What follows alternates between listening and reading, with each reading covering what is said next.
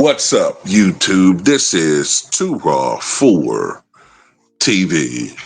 All right, so yesterday we had the second to last remaining first round series uh, come to its conclusion. Game 7 between the Denver Nuggets and the Los Angeles Clippers. Of course, the last one now is Warriors and Rockets. I think whoever wins this series will play against a very well rested Minnesota Timberwolves team. So the Denver Nuggets, I believe, had a 3-2 lead in this series, but the Clippers, who once led 2-1, only to drop 2 games in a row, won Game 6, and Game 7 was on the line mostly for the Nuggets, since they have home court advantage in this series. James Harden, for most of this season and for much of the playoffs, had shut me up and most of us up as critics because he seemed to have broken this career-long curse where in games that matter, elimination games, James Harden doesn't show up. And when I say don't show up, I don't mean necessarily having a bad shooting night. No, I mean he's invisible. And once again,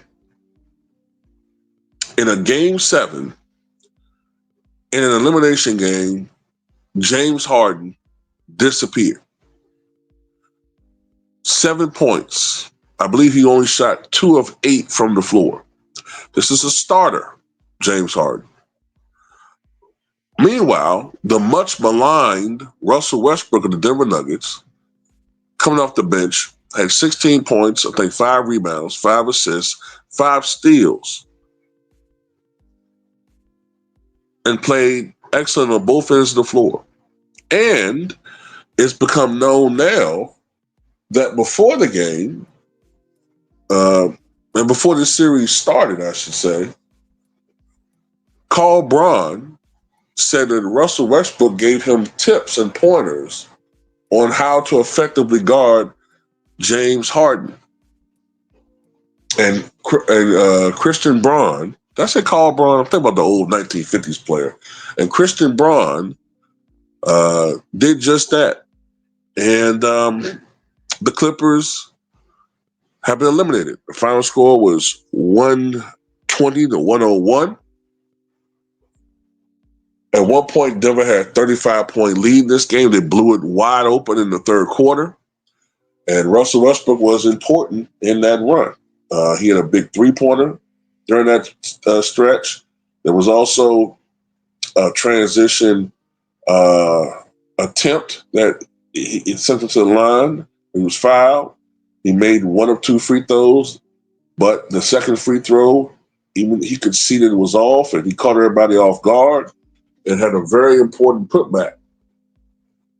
I was telling my brother 78 that, in my opinion, man, Russell Westbrook is the greatest rebounding point guard I've ever seen. His instincts as far as rebounding, they're up there with the likes of Moses Malone, with the likes of Dennis Rodman. It's in that he's like a notch below those guys as far as a guard is concerned. And I don't think he'll really truly be appreciated until he retires. Because for whatever reason, he gets so much hate.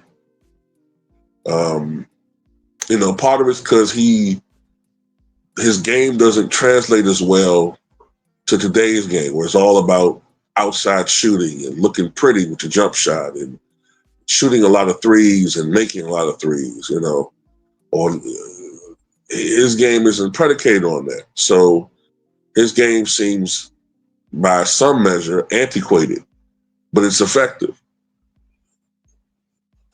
And in this game, Nikola Jokic got a lot of help. He had another triple-double. And let me be honest with you. Eventually, Nikola Jokic is going to become the all-time leader in triple-doubles officially. Although the real unofficial leader, in my opinion, is Wilt Chamberlain. But, that's because he didn't count blocks when he played. and we've been down that road before. I mean, the fact that he's a center and he had 78 triple doubles based solely on assists tells you a lot about how great Will Chamberlain is. But anyway, um, Michael Porter Jr. Produced, I believe, this game. Jamal Murray was not very productive at the beginning of this game. I think he only had 2 points, like in the first 2 quarters or approached the first 2 quarters. But you had Aaron Gordon, and in this game, the Nuggets had a well balanced offensive attack. I don't have the numbers in front of me, but a lot of this has to do with James Harden not showing up again. Mongo Slade does it again. And Norman Powell, although he's had a very strong season, if I'm not mistaken, as far as this NBA season is concerned, Norman Powell has not played well at Denver. And in this series, Norman Powell has been, I would say, pedestrian at best. Not awful, but not great. And they needed more well-balanced scoring. They definitely needed James Harden to come out here and produce, and some other guys produce. That didn't happen. And the Clippers just got run off the floor, man. They got run off the floor, embarrassed in Game 7.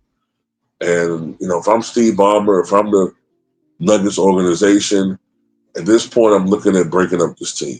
You made the move to move on from Paul George. You didn't re-sign Russell Westbrook. You tried to run it with this team. And, I agree with a lot of what Ticket said last night. You got a guy like Kawhi Leonard. Don't get me wrong, he's a great player. But in my opinion, you can't be an all-time great when you're missing games on par with Bill Walton. At least Bill Walton has his unprecedented collegiate career to back him as far as why he's in the Hall of Fame. You know what I'm saying? And, of course, Bill Walton led the Portland Trailblazers, who've been a horrible franchise for much of their franchise history, led them to their only championship and MVP. So, to me, that's why Bill Walton's in the Hall of Fame. Kawhi Leonard, I mean, look, this is how I look at Kawhi Leonard. He's a great player, but I do think that sometimes his legacy is overrated and overstated. I'll tell you why. He won a Finals MVP in 2014, but let's not act like he wasn't part of a Spurs dynasty, an existing Spurs dynasty that consisted of Tim Duncan, Bon Ginobili, Tony Parker, and a bunch of other great heralded veteran pieces and components. Let's not act like, even though he didn't actually get traded to the Toronto Raptors, let's not act like the Raptors were not, before he got there, a very, very good team. Not a championship team, but a very good team. And the Eastern Conference benefited from LeBron James moving on to the Western Conference. So let's not act like he didn't have some beneficial actions or appear on teams that,